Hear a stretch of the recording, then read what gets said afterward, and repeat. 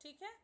तो उसके बाद सभी कॉलेजों के लिए सामूहिक पुस्तकालय, प्रयोगशाला तथा व्यायामशाला होनी चाहिए। इसी के आधार पर बिहार में अनेक जनता कॉलेज खोले गए और विरौली में ग्रामीण प्रतिष्ठान भी खोले गए। तो इसी के सुझाव के अंतर्गत बहुत सारे कॉलेज खोले गए और ग्राम में विरौली ग्रामीण में प्रतिष्ठान भी खोले गए, जिसकी वजह से कॉलेजों की संख्या जो है उस समय बहुत बढ़ गया। आयोग ने अन्य क्षेत्रों में भी महत्वपूर्ण सुझाव दिए। ये तो विश्वविद्यालय स्तर पे उन्होंने सुझाव दिया था, उसके अलावा भी अन्य क्षेत्र में भी सुझाव दिया, जिसमें कुछ कुछ पॉइंट्स है, जैसे शिक्षकों की समस्या, अध्यापन की समस्या, स्नातकोत्तर प्रशिक्षण और अनुसंधान, पाठ्यक्रम, व्यावसायिक शिक्षा, धार्मिक शिक्षा, शिक्षा का माध्यम, परीक्षाएं, विद्यालय, उनके कार्य तथा कल्याण, स्त्री शिक्षा, प्रशासन, वित्त और ग्रामीण विश्वविद्यालय। ठीक है। इतने सारे पॉइंट पे उन्होंने जोर दिया, सुझाव दिया। अब एक एक करके मैं उसको बताऊंगी विस्तार से। तो शिक्षकों की समस्या में उन्होंने कहा कि आयोग ने शिक्षकों की वर्तमान स्थिति पर प्रकाश डालते हुए सरल शिक्षकों तथा वेतन संबंधी अनेक सुझाव दिए। यानी कि पहले तो शिक्षकों की जितनी संख्या है उससे और अधिक बढ़ाया जाए। उसके साथ साथ शिक्षकों के वेतन संबंधी बातों पे सिफारिश की कि शिक्षक की वेतन भी संतुष्टि लायक होना चाहिए, कम से कम उसका आजीविका सही से चलना चाहिए, तभी वो स्ट्रेस फ्री होके, टेंशन फ्री होके बच्चों को पढ़ा सकेंगे। उसके बाद अध्यापन की समस्या। तो आयोग ने अध्यापन का मापदंड ऊंचा उठाने के लिए अनेक महत्वपूर्ण सुझाव दिए। उसके साथ साथ स्नातकोत्तर प्रशिक्षण और अनुसंधान में आयोग ने सुझाव दिया कि विश्वविद्यालय का कर्तव्य है कि वे अनुसंधानों को विशेष प्रमुखता प्रदान करें। तो यूनिवर्सिटीज़ ही क्या करेगा, यूनिवर्सिटी ही अनुसंधान को जो है बढ़ावा देगा, यानी कि रिसर्च जो करने वाले बच्चे हैं उन पर ध्यान देगा कि वो किस क्षेत्र में, किस सब्जेक्ट में, किस विषय में वो अनुसंधान करना चाहते हैं, खोज करना चाहते हैं। तो उस पे उनको विशेष प्रमुखता दिया जाए, विशेष ध्यान दिया जाए। वो कौन देगा, विश्वविद्यालय देगा। उसके साथ साथ पाठ्यक्रम। तो माध्यमिक स्कूलों के पाठ्यक्रम में कला और विज्ञान के साथ साथ सामान्य शिक्षा हो, ये पहले भी मैंने बताया, और विभिन्न विषयों में समन्वय स्थापित किया जाए। मतलब जो भी विषय हैं आपस में उसमें संबंध स्थापित होना चाहिए। स्नातक का कोर्स 3 वर्ष का हो। उसी समय आया कि जो बीए की डिग्री है वो 3 वर्ष का होगा। ठीक है। उसके बाद व्यावसायिक शिक्षा। तो आयोग ने कृषि, वाणिज्य शिक्षा, व्यवसाय, इंजीनियरिंग, टेक्नोलॉजी की शिक्षा पर भी बल दिया। धार्मिक शिक्षा के बारे में उन्होंने कहा कि शिक्षा के महत्व पर प्रकाश दिया जाना चाहिए। धार्मिक शिक्षा का महत्व को भी लोगों को समझना होगा और धार्मिक शिक्षा को महत्व दिया जाए, उसको हम लोग अवॉइड नहीं कर सकते, नेग्लेक्ट नहीं कर सकते हैं। शिक्षा का माध्यम। तो शिक्षा का माध्यम के लिए उन्होंने, आयोग ने भारतीय भाषाओं पर ही जोर दिया कि भारतीय भाषा ही शिक्षा का माध्यम होना सही रहेगा, क्योंकि भारतीय भाषा प्राथमिक शिक्षा में भी भारतीय भाषा को पे जोर दिया गया, माध्यमिक शिक्षा पे भी, और उसके साथ साथ उच्च शिक्षा, उच्चतर शिक्षा में भी भारतीय भाषाओं पर ही जोर दिया गया। उन्होंने कहा कि भारतीय भाषाओं को ही महत्व दिया जाए शिक्षा का माध्यम के लिए। इसके साथ साथ परीक्षाओं की आलोचना की गई। क्यों की गई? क्योंकि उस समय जो विश्वविद्यालय में स्वतंत्रता से पूर्व जो विश्वविद्यालय में परीक्षा ली जाती थी उसमें रटने वाली विद्या पे ज़्यादा जोर दिया जाता था, रट कर परीक्षा पास करने का प्रावधान था। तो उसका उन्होंने आलोचना किया और आयोग ने उल्लेख किया कि यदि हम विश्वविद्यालय की शिक्षा में केवल एक विषय में सुधार का सुझाव दें तो परीक्षाओं से जो भी सुधार दे वो परीक्षाओं से संबंधित होना चाहिए। और यह सत्य है कि यदि परीक्षा की उचित प्रकार की व्यवस्था की जाए तो शिक्षा व्यवस्था में प्रमुख स्थान ग्रहण हो जाएगा परीक्षा का।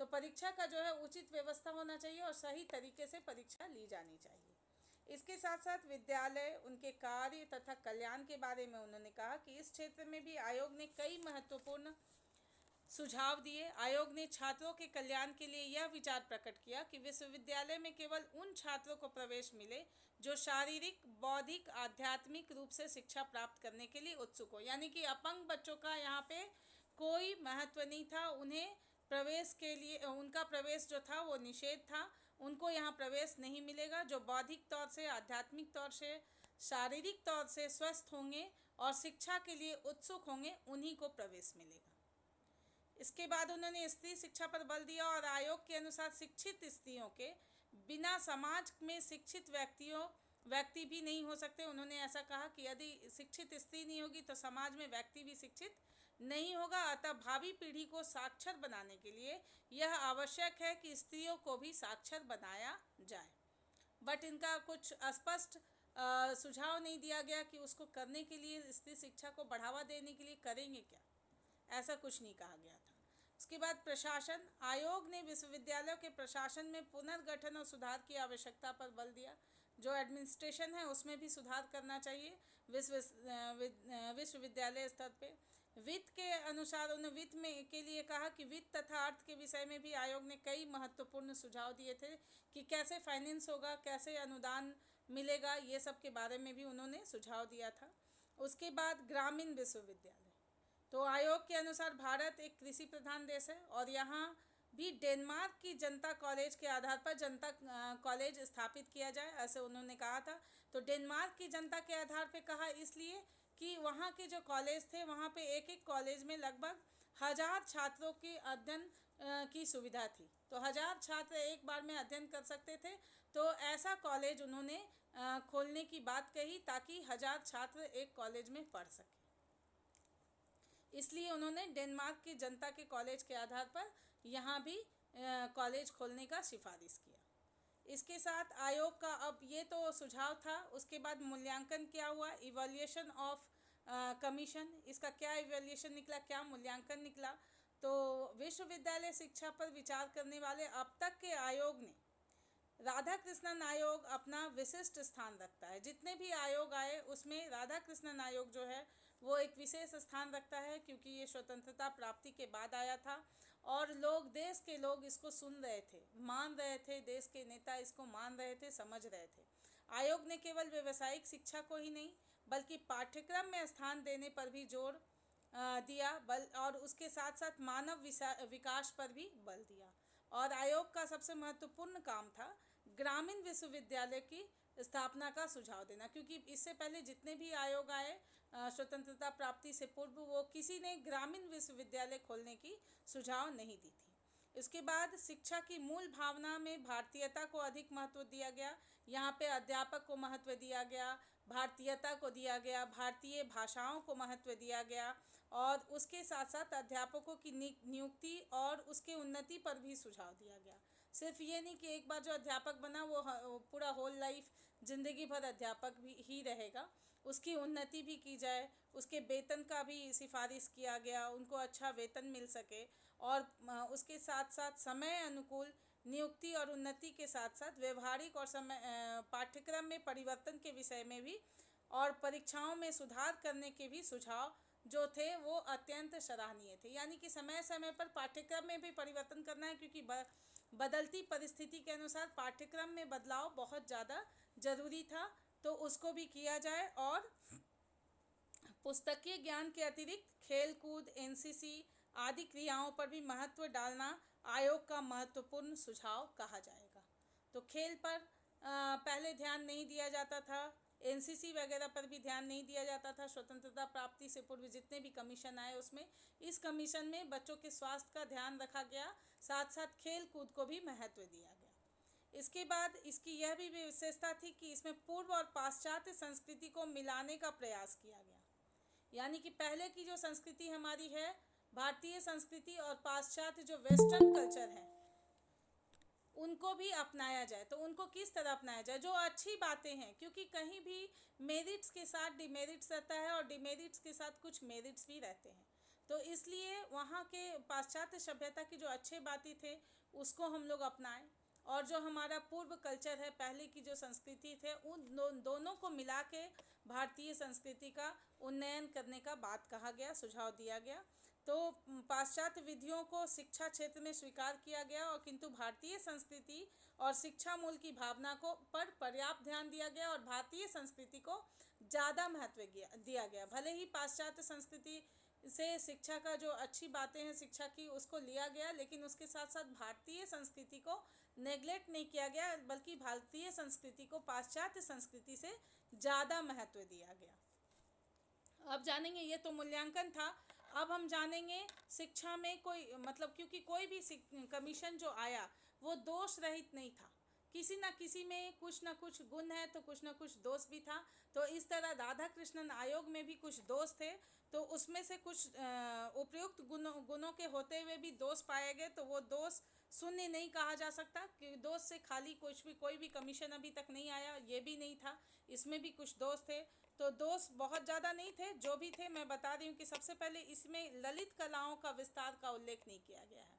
ललित कला यानी कि वो जो बिल्डिंग स्कल्पचर वगैरह बनते थे, जैसे मुस्लिम शिक्षा में मुस्लिम काल में ललित कला पे बहुत ध्यान दिया गया था। उसी का उदाहरण आपका ताजमहल, लाल किला, जामा मस्जिद, कुतुब मीनार, आप देख रहे हैं कि कितनी सारे मॉन्यूमेंट्स हैं जो कि मुस्लिम शिक्षा काल में बने हैं। तो ललित कला का बहुत बढ़ चढ़कर उत्थान हुआ था। उस समय बहुत ज़्यादा लोग ललित कला पे ध्यान दिए थे, लेकिन इसमें स्वतंत्रता प्राप्ति के बाद जो ये राधा कृष्णन आयोग आया, इसमें ललित कला पे ध्यान नहीं दिया गया, उसका कोई भी चर्चा सुझाव में नहीं किया गया।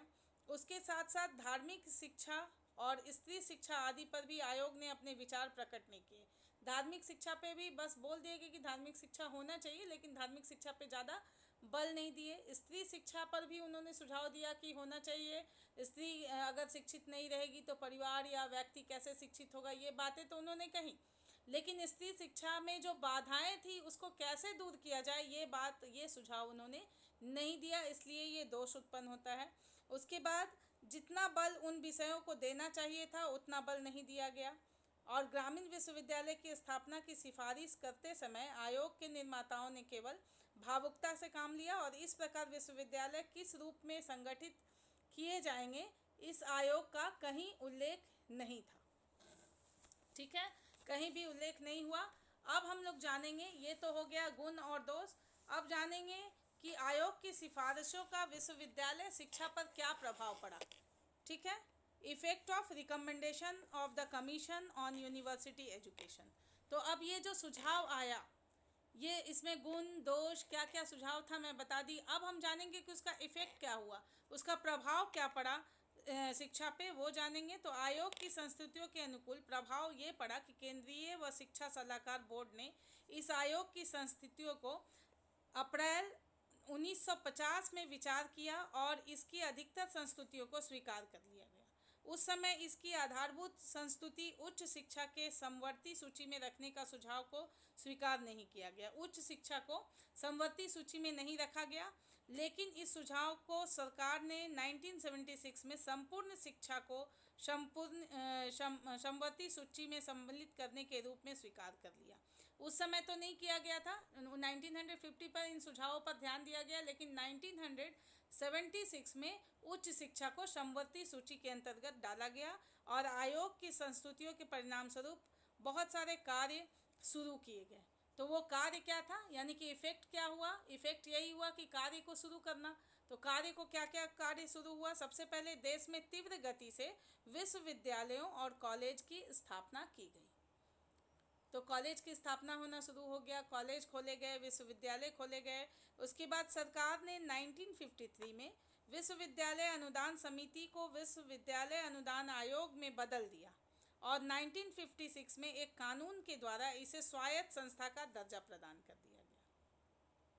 तो स्वायत्त संस्था यानी कि विश्वविद्यालय जो है वो आज़ाद हो गए, यूनिवर्सिटी अपने अनुसार फैसला लेगी कॉलेज के बारे में, कॉलेज के छात्रों के बारे में, उन्हें क्या करना है, कब परीक्षा लेना है, कौन से डिग्री कोर्स कितने वर्ष का होगा, क्या पाठ्यक्रम होगा। इससे विश्वविद्यालय को स्वतंत्र कर दिया गया, मतलब सरकार का उस पर कोई हस्तक्षेप नहीं होगा, ऐसा उन्होंने प्रावधान दिया। कब हुआ ये, 1956 में। उसके बाद सरकार ने 1954 में ग्रामीण उच्च शिक्षा समिति रूरल हायर एजुकेशन कमेटी की स्थापना की और इसे ग्रामीण शिक्षा का उत्तरदायित्व सौंपा। तो उसके बाद रूरल हायर एजुकेशन कमेटी का जो स्थापना हुआ, उसमें ग्रामीण शिक्षा का जितना भी उत्तरदायित्व था, ग्रामीण क्षेत्र में जो शिक्षा के केंद्र हैं, कॉलेज हो, विद्यालय हो या माध्यमिक विद्यालय हो, उच्च विद्यालय हो, सारा रिस्पॉन्सिबिलिटी ये रूरल हायर एजुकेशन कमेटी के अंतर्गत आएगा। उसी का रिस्पॉन्सिबिलिटी था कि ग्रामीण शिक्षा क्षेत्र में जो भी शिक्षा की व्यवस्था है उसको ये लोग देखेंगे। उसकी सारी रिस्पॉन्सिबिलिटी, उत्तरदायित्व जो है सरकार ने ग्रामीण उच्च शिक्षा समिति को सौंप दिया। उसके बाद स्नातक पाठ्यक्रम को 3 वर्षीय कर दिया गया। ये तो था ही, पहले से प्रावधान था कि ग्रेजुएशन जो होगा वो 3 वर्ष का होगा। उसके साथ साथ 1959 में राष्ट्रीय सेवा योजना नेशनल सर्विस स्कीम के तहत 1963 में नेशनल कैडेट कोर प्रारंभ की गई। एनसीसी का ट्रेनिंग अब बहुत सारे स्कूलों में बहुत पहले से चलते आ रहा है, अभी भी दिया जा रहा है। तो ये कब स्टार्ट हुआ? 1963 में। प्रावधान तो उन्होंने पहले ही दिया था, लेकिन लागू हो गया 1963 से। उसके बाद भिन्न भिन्न व्यावसायिक विषयों के लिए पृथक पृथक महाविद्यालयों की स्थापना की गई। तो अलग अलग विषयों के लिए अलग अलग महाविद्यालयों की भी स्थापना की गई। तो विषय से संबंधित अलग अलग नहीं थे, ये बाद में हुआ। तो ये भी एक अच्छा पहल था कि एक एक विषय के लिए स्पेशल महाविद्यालय की स्थापना की गई। उसके साथ विश्वविद्यालय के प्रशासनिक ढांचों का गठन आयोग के सुझावों के अनुसार दिया गया। तो आयोग के सुझाव के अनुसार प्रशासनिक ढांचे यानी कि क्या हुआ?